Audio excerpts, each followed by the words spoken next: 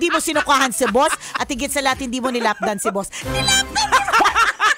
Kasi di ba pag nakakainom, Pasko na mga kabisyo. Again, isang paalala po mula sa isang manginginom para sa lahat ng kanyang mga kapwa manginginom.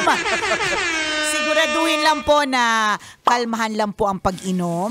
Kung ang nasa calendar mo mula December 1 hanggang 31, madaming araw na may mga party dyan. At syempre, very generous sa mga kumpanya, very generous pag reunion. Siguradong may mga painom. Kalmahan mo lang kasi ayaw naman natin na pagdating ng 2026, pagpitik ng atay mo, abo na yan. Oh, no. Kalma lang. Doon lang tayo sa masayang tipsy.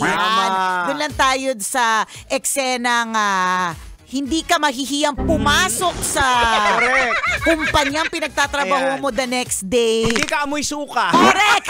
Hindi mo sinukahan si boss at higit sa lahat hindi mo nilapdan si boss. Nilapdan! Kasi di ba pag nakakainom, nagkakaroon ng extra level of confidence na hindi natin nakukuha. Di ba? Ito na po yung eksena ng celebration. Yung ramdam mo talaga yung spirit ng rush. Ang daming ganap eh. Di ba? Unang-una, nilabas natin yung Christmas jingle natin. Tapos di ba nag-viral yung 500 na Noche Buena? Ano masasabi mo dyan sa 500 pesos na Noche Buena package? Well, kulang siya. Kulang sa saya. Pero namang mga pack na parang 109 ba yun?